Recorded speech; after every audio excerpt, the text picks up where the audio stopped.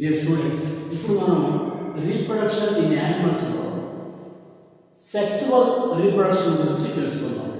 Human బీయింగ్స్లో ఈ sexual reproduction అనేది ఎలా జరుగుతుంది అనేది మనం కనుక తెలుసుకుంటే మిగిలిన యానిమల్స్ అన్నింటినీ కూడా సెక్సువల్ రీప్రొడక్షన్ జరిగే యానిమల్స్ అన్నింటిలో కూడా దాదాపుగా ఇదే ప్రాసెస్, చిన్న చిన్న డిఫరెన్సెస్ ఉంటాయి. ఈ సెక్సువల్ రీప్రొడక్షన్ ఇన్ హ్యూమన్ బీయింగ్స్లో మనం అబ్జర్వ్ చేస్తే మనం ఈ లెసన్ తెలుసుకునేటప్పుడు చాలా జాగ్రత్తగా తెలుసుకోవాలి. ఇది మన ప్రకృతిలో జరిగేటటువంటి విషయం. దీన్ని మనం చాలా పాజిటివ్గా మంచిగా ఆలోచించాల్సినటువంటి అవసరం ఉంది. ఎందుకంటే ఈ సృష్టిలో ఈ ప్రత్యుత్పత్తి అనేది జరగడం వల్ల జీవులన్నీ కూడా పుడుతూ వాటి సంతతి తరతరాలు కొనసాగుతుంటాయి. మరి ఇది చాలా పవిత్రమైనటువంటి ప్రక్రియ. ప్రత్యుత్పత్తి ద్వారానే మనందరం కూడా జన్మించింది, రీప్రొడక్షన్ ఉంది. కాబట్టి దీన్ని చాలా చక్కగా మంచి మనసుతో, పాజిటివ్ దృక్పథంతో, సైంటిఫిక్ యాటిట్యూడ్తో దీన్ని ఆలోచిస్తూ తెలుసుకోవాలి. ఇది పూర్తిగా తెలుసుకోవడం వల్ల ఏంటి ఉపయోగం? మనము కొంత మెచ్యూరిటీ వచ్చిన తర్వాత ఇది ఒక ప్రకృతిలో ప్రత్యుత్పత్తి అనేది ఒక భాగమే, ఇది సృష్టి కార్యము. కాబట్టి ఇది చాలా పవిత్రమైన కార్యము. కాబట్టి మనము ఎక్కడ ఏ విషయంలో ఎంతవరకు ఉండాలో అంతవరకు ఉంటూ తగు జాగ్రత్తతో ఆరోగ్యాన్ని కాపాడుకుంటూ చక్కటి జనరేషన్కి, చక్కటి పిల్లలు కలగడానికి మన పేరెంట్స్ మన ఏ విధంగా చక్కటి జనరేషన్ని కల్పించారో మనం కూడా ఫ్యూచర్లో పిల్లల్ని కానీ వాళ్ళ జీవితాన్ని చక్కగా తీర్చిదిద్దడంలో ఎలాంటి పాత్ర వహించాలి అన్నీ కూడా ఒక రకమైనటువంటి మెచ్యూరిటీ రావడానికి, ఒక అవగాహన రావడానికి, ఈ అవగాహనతో సరిగా ప్రవర్తించడానికి, చక్కటి క్యారెక్టర్ని బిల్డప్ చేసుకోవడానికి, అశ్లీలత అనేది లేదు అనేటటువంటి విషయాన్ని తెలుసుకోవడానికి ఇదంతా ఉపయోగపడుతుంది.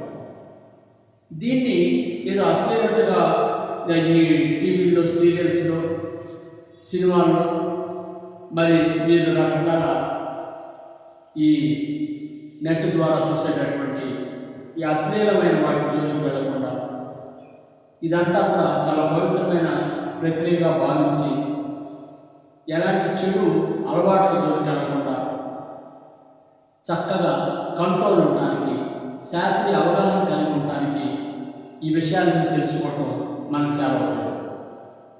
మనకి తెలుసు, మ్యారేజ్ ఏజ్ అనేది 18 years నిండాలి ఆడపిల్లలకి, 21 years మగపిల్లలకి నిండాలి. అప్పుడు వాళ్ళకి మెచ్యూరిటీ వస్తుంది.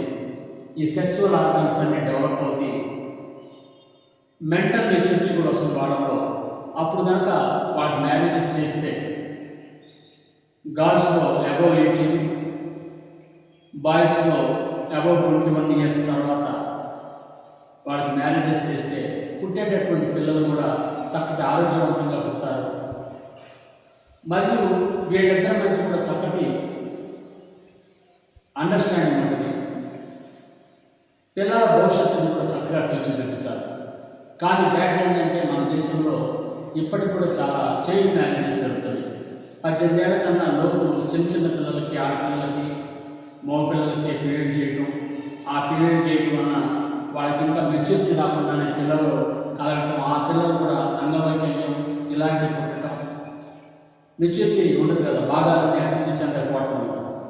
మరి అదేవిధంగా ఈవేళ కూడా మెచ్యూరిటీ లేకపోవడం వల్ల అనేక రకాలైనటువంటి సమస్యలకి గురవడం, పెద్దలు కూడా అలాంటివన్నీ జరగకుండా బాల్య వివాహాన్ని మనం నిషేధించాలి. అది చట్టరీత్యా నేరం. కాబట్టి ఎవరైనా కూడా అబౌవ్ 18 years గర్ల్స్ రావాల్సిందే మ్యారేజ్ కోసం. అబౌవ్ 21 years అయితేనే ఈ బాలురు పెళ్లి చేసుకోవాలి. అంతకన్నా లోపు చేసుకుంటారు, చైల్డ్ మ్యారేజ్ కింద వచ్చింది, చట్టరీత్యా నేరం. అనేక శిక్షలు కూడా పడతాయి. ఏదన్నా ఈ మ్యారేజ్ చేసుకుంటూ దొరికినప్పుడు పట్టుకుంటే కనుక పోలీసులు అరెస్ట్ చేయడం, అనేక క్రమశిక్షణ చర్యలు తీసుకోవడం, కోర్టు ద్వారా అనేక శిక్షలు విధించడం కూడా జరుగుతూ ఉంటుంది. ఆ మ్యారేజ్ చేసుకునే వాళ్ళకి వాళ్ళ పేరెంట్స్ కూడా. కాబట్టి చైల్డ్ మ్యారేజెస్ అనేది జరగకుండా చూడాలి. ఈ చైల్డ్ మ్యారేజెస్ జరగడం వల్ల ఏముందంటే పుట్టే పిల్లలకి నష్టమే కాకుండా ఈ మ్యారేజ్ అయ్యేటటువంటి తర్వాత అనేక సమస్యలు ఎదురవడం, స్త్రీ అయితే చిన్నపిల్లలకి పెళ్లి చేయడం వలన ఆరోగ్య సమస్యలు ఎదురవడం, అబార్షన్స్ అవ్వడం, ఒక్కోసారి ప్రాణాలు పోవడం కూడా జరుగుతూ ఉంటుంది కాన్ఫ్లిక్ట్ అయిపోవడం. కాబట్టి దయచేసి ఈ చైల్డ్ మ్యారేజెస్ అనేవి పూర్తిగా నిషేధించాల్సినటువంటి అవసరం ఉందని కూడా ఉంది. సరే, ఇక్కడ ఈ రీప్రొడక్టివ్ సిస్టమ్ ఇన్ హ్యూమన్ బీయింగ్స్లో చూస్తే ఫస్ట్ మేల్ రీప్రొడక్టివ్ సిస్టమ్ చూద్దాం. మేల్ రీప్రొడక్టివ్ సిస్టమ్ కనుక చూస్తే 2 టెస్టిస్ ఉంటాయి. ఈ టెస్టిస్ నుంచి ఈ టెస్టిస్లో మేల్ గ్యామెట్స్ ఆర్ స్పెర్మ్స్ అని ఇక్కడే ప్రొడ్యూస్ అవుతాయి. ఈ మేల్ గ్యామెట్స్ లేక ఈ స్పెర్మ్సే మగవాళ్ళలో పిల్లలు కలగటానికి కారణమైనటువంటి కణాలు, గ్యామెట్స్. ఇవి ఈ టెస్టిస్లో, ఈ 2 టెస్టిస్లో ఈ male gametes or sperms produce అవుతాయి. ఈ స్పెర్మ్స్ అనేవి వాస డిఫరెన్స్ అనేటటువంటి ఈ నాళాల ద్వారా, ఈ ట్యూబ్స్ ద్వారా, వాస డిఫరెన్స్ అనే ట్యూబ్స్ ద్వారా, ఇజాక్యులేటరీ డక్ట్ ద్వారా ఈ స్పెర్మ్స్ అనేవి ఫిమేల్లోకి త్రూ పెనిస్ ద్వారా ఫిమేల్లోకి ఎంటర్ అవుతాయి. అంటే మేల్ రీప్రొడక్టివ్ సిస్టంలో ఉండేది 2 టెస్టిస్, వాస డిఫరెన్స్ 2, ఇజాక్యులేటరీ డక్ట్, పెనిస్, ఇంకా అనేక రకాలైనటువంటి గ్లాండ్స్ కూడా ఉంటాయి. ఇవన్నీ కూడా రీప్రొడక్షన్ జరగడానికి కావలసినటువంటి అమర్పులు కలిగి ఉంటాయి. ఇది జస్ట్ ఇక్కడ మరి ఉన్నటువంటి టెస్టిస్ నుంచి వచ్చేటటువంటి మేల్ గ్యామెట్ ఆర్ స్పెర్మ్ చూసారా? ఈ టెస్టిస్ నుంచి మగవాళ్ళలో మేల్స్లో విడుదలయ్యే ఈ టెస్టిస్ నుంచి విడుదలయ్యే ఈ స్పెర్మ్స్ అనేక మిలియన్స్ వస్తాయి, అనేక మిలియన్స్ ప్రొడ్యూస్ అవుతాయి. ఈ మిలియన్స్గా ప్రొడ్యూస్ అయినటువంటి ఈ స్పెర్మ్స్ కనుక స్ట్రక్చర్ ఒకదాని కనుక చూస్తే హెడ్ ఉంటుంది, హెడ్లో న్యూక్లియస్ ఉంటుంది, దానికి చిన్న నెక్ ఉంటుంది, తర్వాత మిడిల్ పీస్ ఉంటుంది, తర్వాత టెయిల్ ఉంటుంది. ఈ హెడ్లో ఉన్నటువంటి న్యూక్లియస్లోనే జీన్స్ లేక డిఎన్ఏ ఉంటాయి. ఆ డిఎన్ఏనే ఈ మేల్ క్యారెక్టర్స్ అన్ని వాళ్ళ పిల్లల్లోకి రావడానికి కారణం. అంటే తండ్రి లక్షణాలన్నీ కూడా పిల్లలకు రావడం కోసం ఈ తండ్రి ఇచ్చేటటువంటి జీన్స్ ఈ హెడ్లో ఉన్నటువంటి స్పెర్మ్ యొక్క హెడ్లో ఉన్న కేంద్రకంలో ఉంటాయి. తండ్రి లక్షణాలు ఆడపిల్లలకు కానీ మగపిల్లలకి రావడానికి కారణం నాన్న యొక్క జీన్స్. ఆ జీన్స్ ఎక్కడి నుంచి వస్తాయి పిల్లలకి? ఆ జీన్స్ తండ్రి యొక్క స్పెర్మ్లో ఉన్నటువంటి న్యూక్లియస్లో ఉంటాయి. ఆ జీన్స్ లేక డిఎన్ఏ అనేటటువంటి. సరే, ఇది male reproductive system. Female reproductive system తల్లిలో ఎలా ఉంటుంది? ఫీమేల్ రీప్రొడక్టివ్ సిస్టమ్ చూస్తే ఫీమేల్లో ఒక యూటిరస్ అనేటటువంటి మస్కులర్ స్ట్రక్చర్ ఒకటి ఉంటుంది. యూటిరస్, దీన్నే గర్భసంచి అంటాం. బిడ్డనే వేరే యూటిరస్ అనేటటువంటి గర్భసంచి. మరి అటుపక్క ఇటుపక్క 2 ఓవల్ షేప్లో ఉన్నటువంటి 2 స్ట్రక్చర్స్ ఉన్నాయి చూడండి. ఈ 2 రౌండ్గా ఉన్న ఈ 2 ఓవల్ షేప్లో ఉన్న ఈ 2 స్ట్రక్చర్స్ కూడా ఓవరీస్ అంటాం మనం. ఓవరీ 2 ఉంటాయి. తర్వాత ఇటు ఒక ట్యూబ్, ఇటు ఒక ట్యూబ్ చూడండి. దీన్ని ఫాలోమెంట్ ట్యూబ్స్ అంటాం. ఇది ఒక ట్యూబ్, ఇది ఒక tube. These 2 are called fallopian tubes. At the center they present thick muscular structure. Thick muscular bag-like structure is called uterus, and 2 oval-shaped ovaries are present in female reproductive system. మరి ఈ ovaries నుంచి ఫీమేల్లో మదర్లో monthly ఒక egg లేక ovum release అవుతుంది. ఇది కూడా చిన్నదే, కంటికి కనపడదు. ఇవి ఈ ఓవము కంటికి కనపడదు.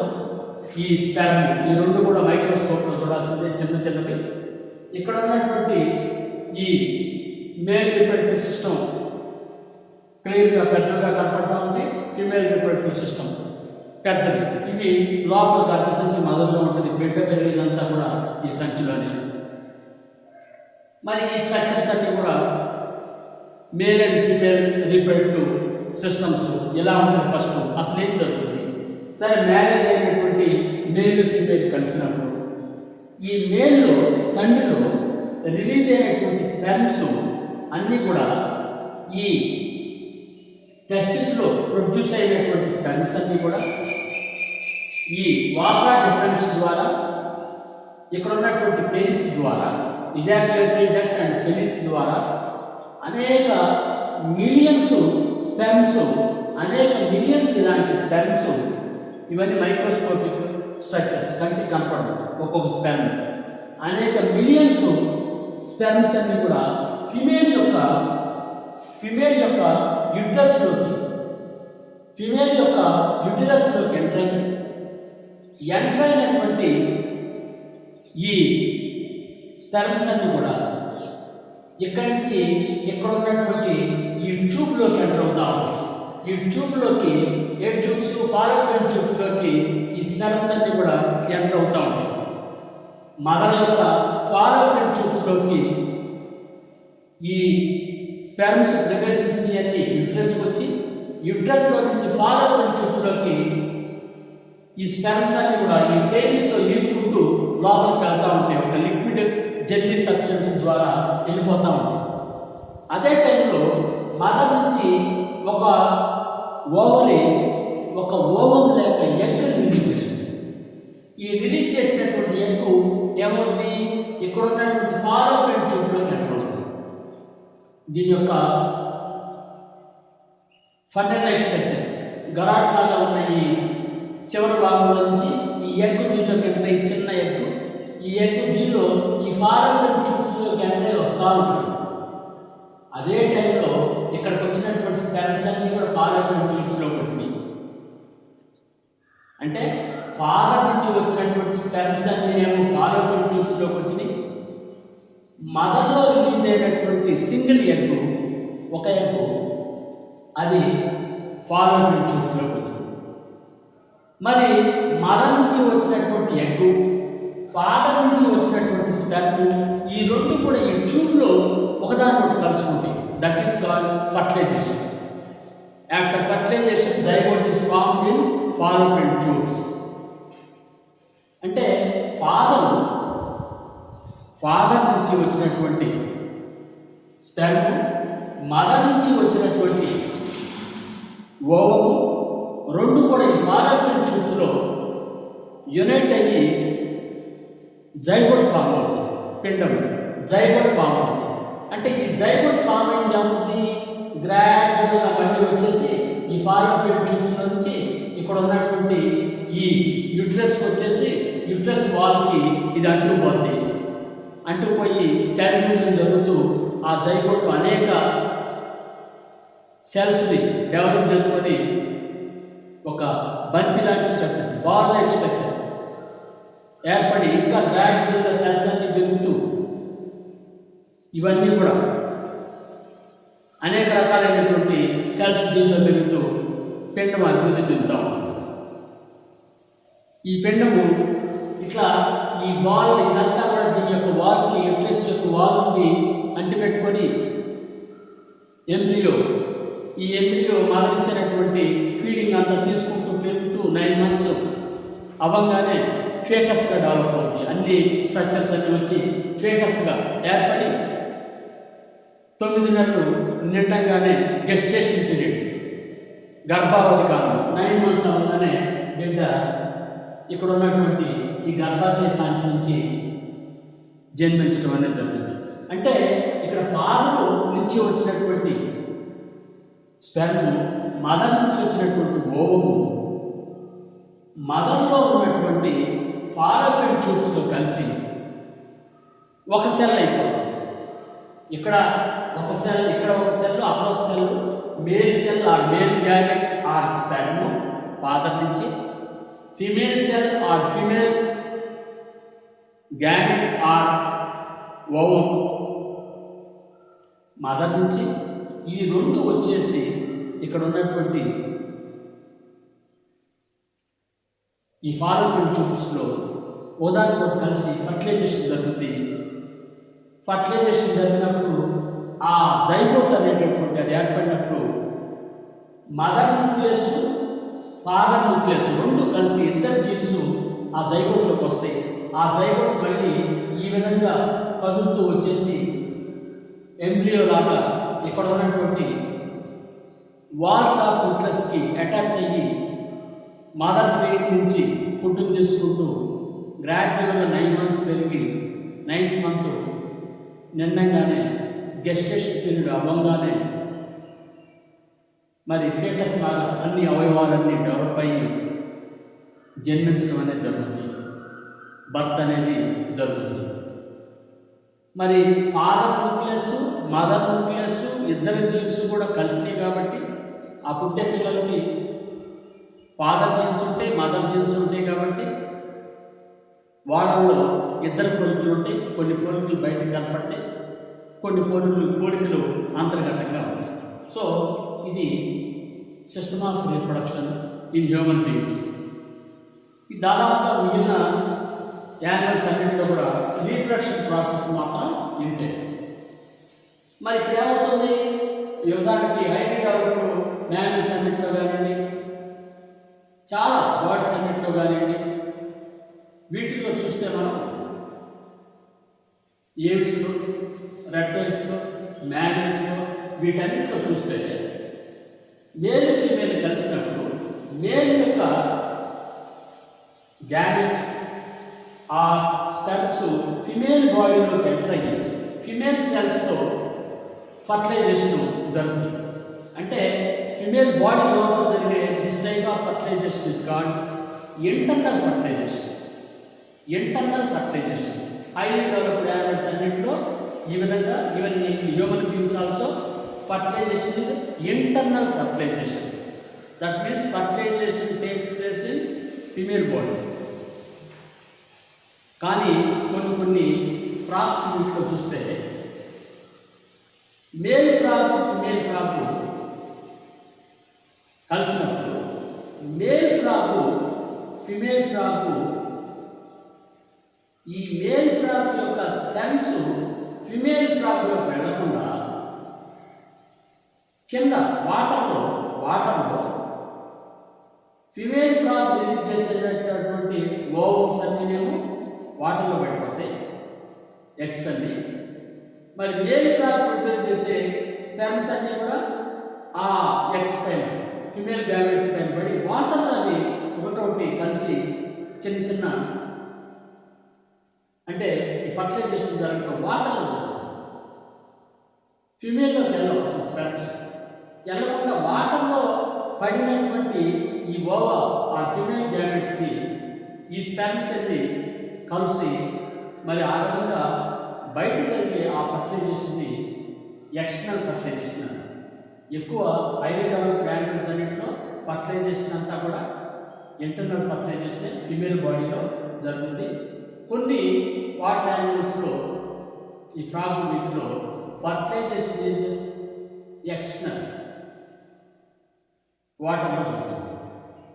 అంటే ఈ ఫర్టిలైజేషన్ అనేది 2 types, external fertilization and internal fertilization. మరి ఈ రీప్రొడక్షన్ యానిమల్స్ అనేది మనం మేల్ సెక్సువల్ రీప్రొడక్షన్ సిస్టాన్ని మనం ఇప్పుడు తెలుసుకున్నాం. సెక్సువల్ రీప్రొడక్షన్ సిస్టాన్ని మనం ఇప్పుడు తెలుసుకున్నాం. Sexual reproduction system